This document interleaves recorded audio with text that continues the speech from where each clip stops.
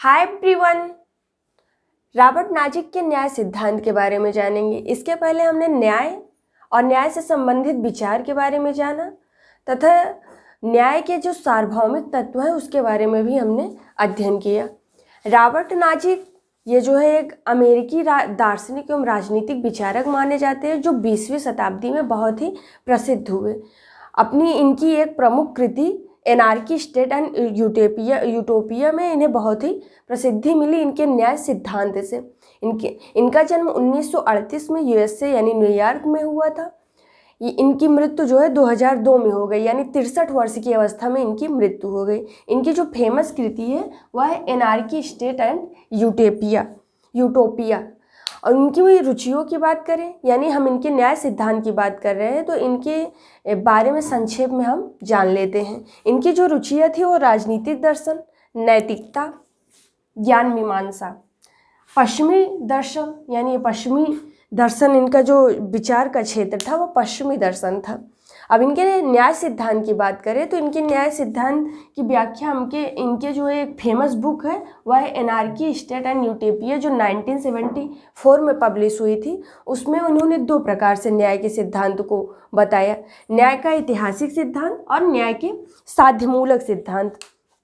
न्याय का ऐतिहासिक सिद्धांत के अनुसार लोगों के अतीत परिस्थितियों और अतीत कार्यों के आधार पर उनके वर्तमान अधिकार भिन्न भिन्न हो सकते हैं, जबकि जो साध्य मूलक सिद्धांत के अनुसार इन्होंने बताया कि लोगों के अधिकार किन्हीं विशेष लक्ष्यों की पूर्ति के उद्देश्य से निर्धारित करने चाहिए। यानी हम इनके सिद्धांत में देखेंगे तो परिष्कार का सिद्धांत भी इसी न्याय के सिद्धांत में निहित है और न्याय के अधिकारिता सिद्धांत को भी देखेंगे।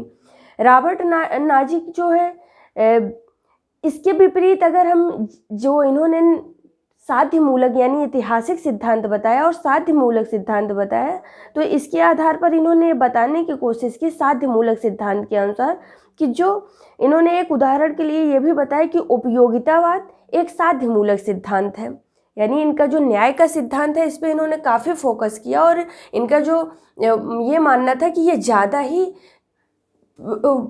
ही मान्य है, जबकि न्याय के साध्य मूलक सिद्धांत क्यों इन्होंने इस प्रकार बताया कि किन्हीं विशेष लक्ष्यों की पूर्ति के उद्देश्य से निर्धारित करने चाहिए। जैसे उदाहरण के लिए हम उपयोगितावाद एक साध्य मूलक सिद्धांत है जो अधिकतम लोगों के अधिकतम सुख के लक्ष्य को अधिकारों का उपयुक्त आधार मानता है और नाजिक इस सिद्धांत की तीव्र आलोचना की है। स्वयं नाजिक ने न्याय के ऐतिहासिक सिद्धांतों को अपने तर्क का आरंभिक बिंदु स्वीकार किया। इसके अनुसार यदि व्यक्तिगत संपत्ति की वर्तमान व्यवस्था अतीत के उचित अभिग्रहण या हस्तांतरण का परिणाम है, अर्थात उसमें छल या बल का प्रयोग नहीं हुआ है, तो उसे न्यायपूर्ण मान लेना चाहिए। परंतु यदि अतीत में संपत्ति के अनुरूप अभिग्रहण यानी एक्विजिशन के कारण कोई अन्याय हुआ है तो उसका परिष्कार उचित होगा। इस प्रक्रिया को नाजिक ने परिष्कार का सिद्धांत कहा, परंतु उनका विचार है कि परिष्कार के सिद्धांत को बहुत दूर तक लागू नहीं किया जा सकता। यदि हम पुरानी सारी त्रुटियों को दूर करने की कोशिश करेंगे तो उनके विवाद पैदा हो जाएंगे और इन्हें सुलझाने का प्रयत्न करने पर ये विवाद बढ़ते ही चले जाएंगे। अतः हमें यह मान लेना चाहिए कि भिन्न भिन्न व्यक्तियों को अपनी वर्तमान संपत्ति अपने पास रखने का अधिकार है और समाज में संपदा के विस्तार को किसी नए रूप में ढालने का कोई औचित्य नहीं है। नाजिक के जो सिद्धांत है न्याय का अधिकारिता सिद्धांत भी इस सिद्धांत को कहा जाता है। हमने पहले ही बताया कि इनके सिद्धांत को इंटाइटलमेंट थियरी ऑफ जस्टिस भी कहा जाता है। इसमें यह मानकर चलते हैं कि प्रचलित व्यवस्था के अंतर्गत जो व्यक्ति जिस वस्तु का अधिकारी है उसे उसकी सहमति के बिना किसी दूसरे को हस्तांतरित नहीं किया जा सकता। फिर विभिन्न मनुष्य अपनी अपनी प्रतिभा और प्रयास के सामाजिक उत्पादन में भिन्न भिन्न योगदान करते हैं, इसीलिए उन्हें भिन्न भिन्न पुरस्कार प्राप्त होना स्वाभाविक है। नाजिक ने यह भी तर्क दिया है कि समाज में उत्पादन के स्तर पर जो असमानताएं पाई जाती हैं उन्हें वितरण के स्तर पर बदलने का प्रयत्न विनाशकारी होगा। संसार में कोई वस्तु शून्य से पैदा नहीं होती है, बल्कि समाज की संपदा और भिन्न व्यक्तियों के परिश्रम का परिणाम होता है। लोग व्यापार के द्वारा अपनी संपत्ति बढ़ाते हैं या खो देते हैं। संपत्ति का वर्तमान वितरण उसके स्वैच्छिक विनियमन का परिणाम है। न्यूनतम राज्य उनके इस अधिकार की रक्षा करता है कि इस प्रक्रिया में किसी तरह के हस्तक्षेप का अर्थ होगा व्यक्ति के अधिकारों का उल्लंघन, अतः राज्य के समस्त कल्याणकारी कार्यक्रम सर्वथा अवैध है। इनके जब हम नाजिक के अधिकारता सिद्धांत की बात करें तो उन्होंने 3 प्रकार से इसे बताया, यानी इस सिद्धांत के जो तत्व है उसको बहुत ही मान्यता दी जाती है, यानी न्यायपूर्ण हस्तांतरण का सिद्धांत, मूलतः न्यायपूर्ण अभिग्रहण का सिद्धांत, अन्याय का परिष्कार सिद्धांत। अब न्यायपूर्ण हस्तांतरण का सिद्धांत, इसका अर्थ यह है कि न्यायपूर्ण तरीके से जिस वस्तु का अभिग्रहण किया गया हो उसे स्वतंत्रता पूर्वक हस्तांतरित किया जा सकता है। जबकि सेकंड जो मूलतः न्यायपूर्ण अभिग्रहण का सिद्धांत, इसका अर्थ यह है कि कोई व्यक्ति जिस वस्तु का स्वामी है उसे अपने न्यायपूर्ण तरीके से प्राप्त किया हो तो तभी उसे वह स्वेच्छापूर्वक हस्तांतरित करने का अधिकारी माना जाएगा। अन्याय के परिष्कार का सिद्धांत, इसका अर्थ यह है कि यदि किसी अन्यायपूर्ण तरीके से किसी भी वस्तु का अधिग्रहण या हस्तांतरण किया गया है तो ऐसी स्थिति में उसे उचित प्रतिकार करना चाहिए।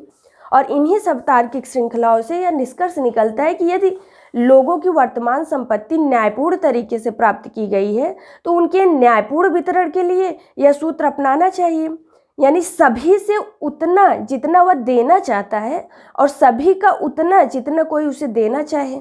और यह सूत्र बाजार में होने वाले लेन देन के तौर तरीकों में भी व्यक्त करता है। उसे राजनीति के क्षेत्र में उतारकर नाजिक ने न्यूनतम राज्य का समर्थन किया था। ऐसे राज्य का कार्यक्षेत्र अत्यंत सीमित और संकुचित होगा। यानी इस प्रकार हमने देखा कि जो नाजिक ने अपनी अनोखी तर्क शैली के आधार पर शुद्ध प्रतिस्पर्धात्मक समाज का यानी न्यायपूर्ण समाज के रूप में प्रस्तुत किया है, जिसमें विवश वंचित वर्गों का कोई सहायता प्राप्त होने की सीमा नहीं है। यह बात भी ध्यान देने योग्य है, यह भी हमको देखना होगा कि जहां हम जो है राल्स के जब न्याय सिद्धांत को देखते हैं तो उसमें हम निर्धन ज़रूरतमंद व्यक्तियों को सबसे पहले सहायता पहुंचाने की मांग करता है।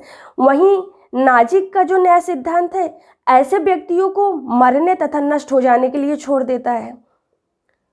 और इनके न्याय सिद्धांत में हम जो है सामाजिक, तात्विक और आधुनिक न्याय को भी देखते हैं। यानी न्याय के सिद्धांत में हमने यह पाया कि जो नाजिक का सिद्धांत है वह न केवल जो है एक समानता की बात कर रहा है बल्कि उन सभी का परिष्कार कर रहा है जो यानी आप धन का अर्जन करें और फिर उसका मूल्यांकन करें। अगर आप धन का अर्जन नहीं कर रहे हैं तो आपके पास धन नहीं होना चाहिए। ऐसा नहीं है कि राज्य की ही पूरा राज्य जो है आप जो है एक आलसी प्रवृत्ति के व्यक्ति हैं तो आप कर्म नहीं करेंगे तो आप राज्य आपको क्यों कोई सुविधा प्रोवाइड करे। तो आज के इस वीडियो में हमने रॉबर्ट नाजिक के न्याय सिद्धांत के बारे में जाना। अगले वीडियो में हम जॉन राल्स के सामाजिक न्याय के सिद्धांत के बारे में जानते हैं। धन्यवाद।